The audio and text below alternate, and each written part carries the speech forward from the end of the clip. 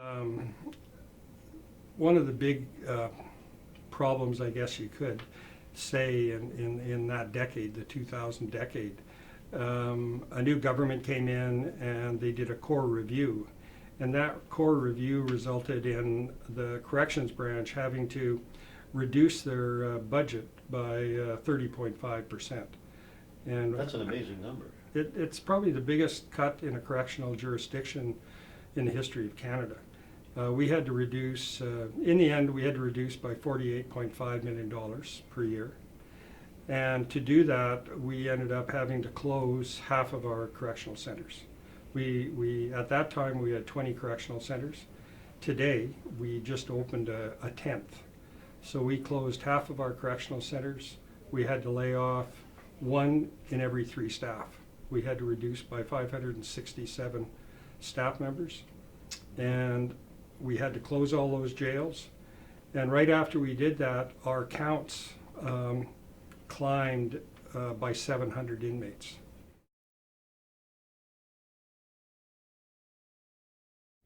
And during that time, we were given some money from government to try to bolster our engagement with our correctional staff. And we started a series of workshops at Harrison Hot Springs. And Sorry, what year would this be? That was started? that year, I'm trying to think of the year that we started that in. It was around 2006. And I'm sure somebody watching this will say, no, it wasn't that year. But it was around that time period. And at that time, when I was in adult custody division, I had about 1,500 staff throughout the province. And if you're trying to bring 1,500 staff together, it takes a long time.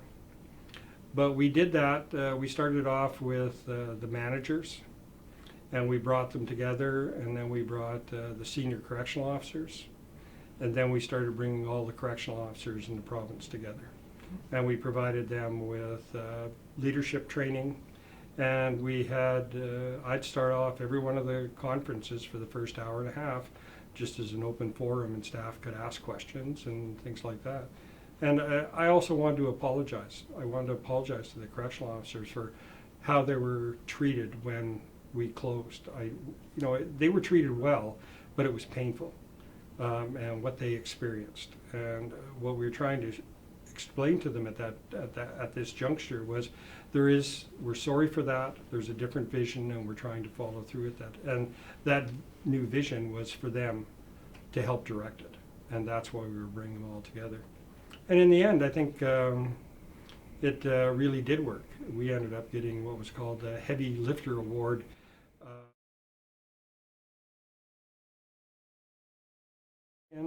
And then we were given $185 million in capital. Treasury Board gave us that, and that's the largest single amount the Treasury Board has ever given to the corrections branch. Mm-hmm. And so with that money, we built a women's center onto Prince George Regional Correctional Center. We built the Surrey Pretrial Center expansion, and we built a secure unit for women at Alouette Correctional Center for Women. Right, 185 million, sorry to come back to dates, but what year was that, give or take? Well, it was over a course of a number of years.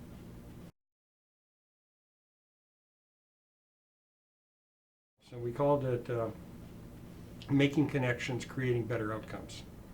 And we started off fairly in a simple format. We developed a PowerPoint presentation, and it explained what the corrections branch is. It talks about the programs. It talks about our clients. What are the demographics? Who do we supervise? Then it talks about our programs, and then how do we put those programs in place? And that it's about it's 30 slides. And this is called Making Connections. It's Creating Better This Outcomes. is an initiative when you became, or after you became AD? Yeah. And so what we did is I took the provincial directors with me, And we first started off doing this presentation we did it with some regional Crown Council. Then we went to, we met with the Chief Justice and the Associate Chief Justice of the Supreme Court of BC. We met with 15 justices of the Appeal Court of BC. We met with the Chief Judge and the Associate Chief Judge of the BC Court. We were invited to the Judges Conference in Vancouver, where we presented it to 135, which is just about all of the judges in the province. We met with the chiefs of police in Kelowna and gave them that same presentation. And then what we did is we brought our wardens, our deputy wardens, our regional directors of community, and all our local managers together. And that's never happened in the history of the branch that I know of in this kind of a format. We brought them all together, and we gave that same presentation that we gave to all these other people to them. And then I told them that we had developed the same package of information for their local areas with the demographics for their local area, and that within the next 4 months they had to start going out and doing these presentations in their communities.